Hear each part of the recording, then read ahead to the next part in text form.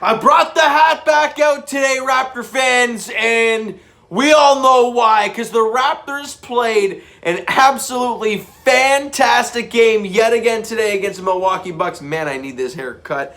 And they win it 110-96 and improve to 14-15 on the year. One game under 500, and the Toronto Raptors playing back-to-back games against the Bucks and back-to-back wins in Milwaukee. Who'd have thunk it after that game against the Minnesota Timberwolves?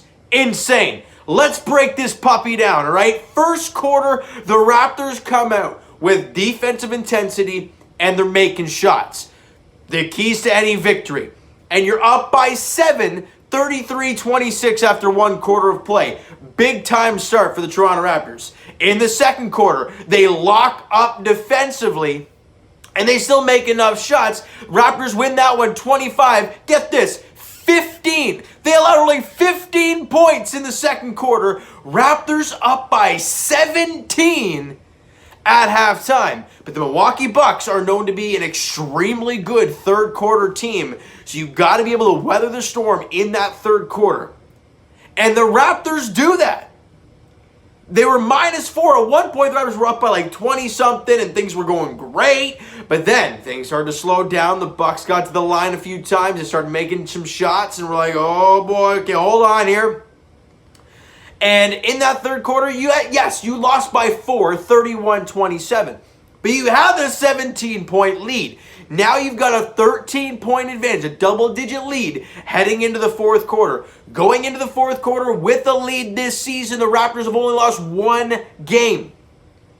You got to go out there and finish strong. Were there moments in that fourth quarter where the Raptors kind of lost it for a second? Yes, but they did not lose it for a substantial amount of time. They may have lost it for a possession or two, but then got it right back. Right, I remember one play, I think it was like a turnover, a couple bad shots. They got 4 points. They were on a 7-0 run at one point. And we're like, oh, okay, this is not good. Fred Vanvleet knocks down a huge three to put the Raptors back up and feeling good again. And really, they didn't look back after that.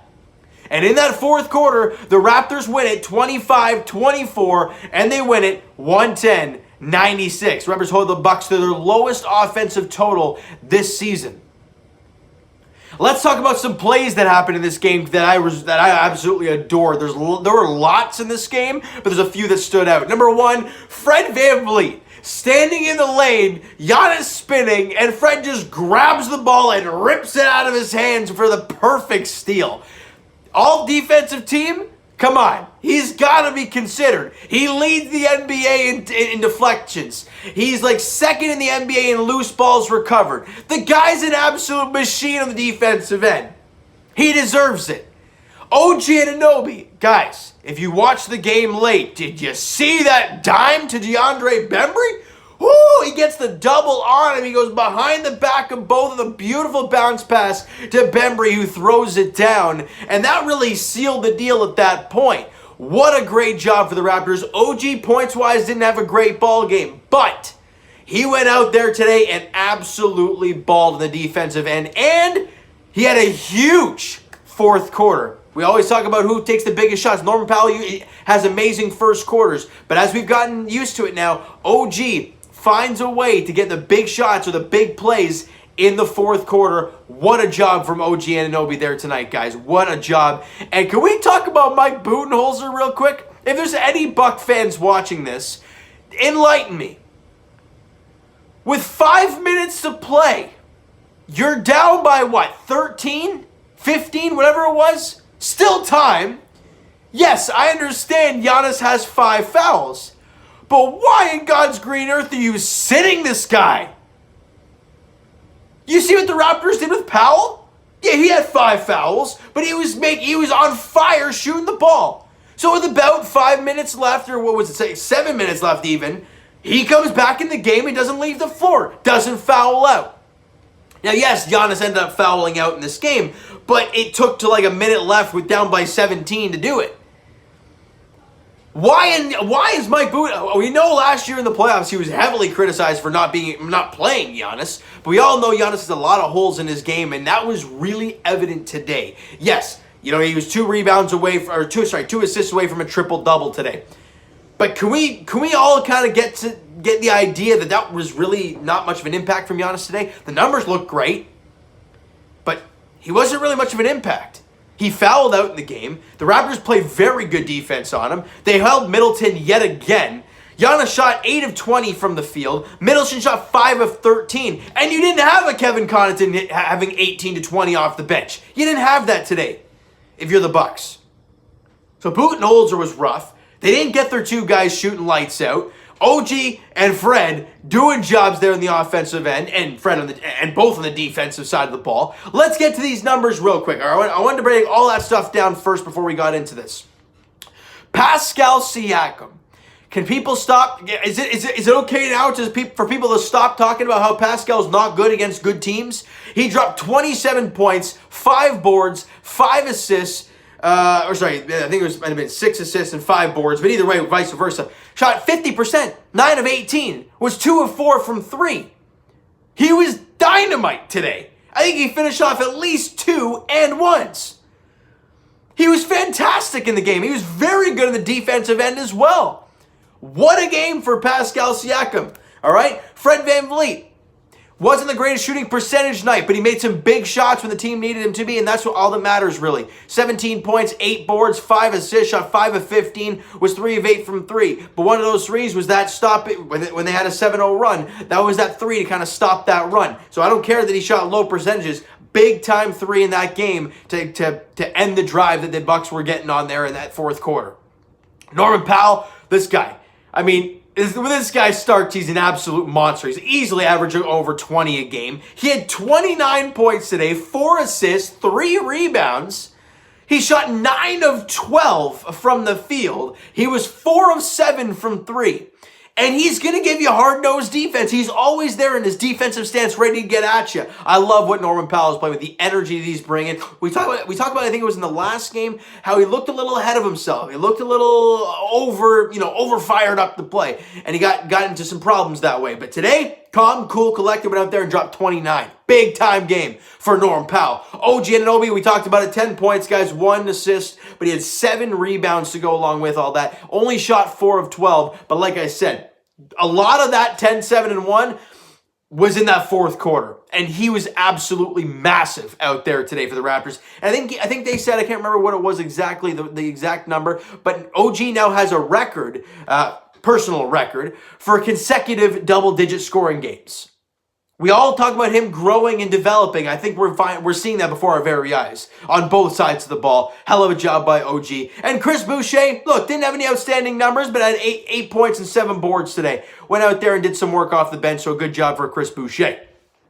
All right, let's get to some numbers here before we kind of preview the next game, because it's going to be an interesting one. 48% from the field for the Toronto Raptors. So again, very solid shooting night against a very good defensive ball club in the Milwaukee Bucks. Only shot 34% from 3, but get this number. And this is where the Raptors need to be sound and really good to be a great team, because they're not going to get to the line a lot, but when they get there, they got to knock their shots down. They were 95% from the free throw line today. 95! They were absolutely electric from the free throw line, guys. And this was a glaring problem. If we're looking at any negatives from a game like this, it was the rebounding. That was a gigantic problem today. Minus 15 on the boards. And get this, minus 13 on the offensive glass. That cannot happen if you're trying to be a great team. I think it was like 15-2 on the offensive glass. That just cannot happen if you're trying to be a very good basketball team. But back to the good things, because there's another one. Only 9 turnovers for the Raptors in a game like this. Huge. They led basically right from the get-go, and they didn't let up. The Raptors were up by double digits for majority of this basketball game. And every time they cut it to 10, 13, Raptors punch with something else. Hell of a game without Kyle Lowry. I think I saw the numbers dating back to last year. The Raptors are 15-2 without Kyle Lowry. And that tells me, look, if Kyle Lowry does not return next year to the Toronto Raptors, which I'm hoping he does, but if he doesn't, decides to go elsewhere or even retires, which I can't see it happening, the Raptors might be all right without him. As much as it's hard to say, but he has that veteran presence even on the bench today. He was there today cheering on the boys. So it's going to be tough to see what happens in the future, but let's enjoy the now, all right? And tomorrow, the Raptors take on the Minnesota Timberwolves. Names sound familiar? Yeah, dead last in the NBA that beat the Raptors a couple games ago. You're playing in Minnesota now. It's a 9 p.m. tip-off tomorrow night. And damn it, if the Raptors could beat that team down in the basement, they're a 500 basketball team for the first time since the beginning of the season. Since they were 0-0. We've been talking all year long, guys, about this team getting back to 500, get back to 500, get back to 500. And every time they've won 3 straight, they've lost 2 straight. But now they're 1 game away from getting back to 500, and this is the perfect game to do so. A revenge game from a couple games ago. You want to get back to 500. You do that, you've won 3 straight basketball games. Look, you're not in an easy stretch, too. I think you play, correct me if I'm wrong, but I think you obviously play the Bucks twice. You had Minnesota, and I think you have Philly twice. Not going to be easy. So that game against Minnesota tomorrow is important.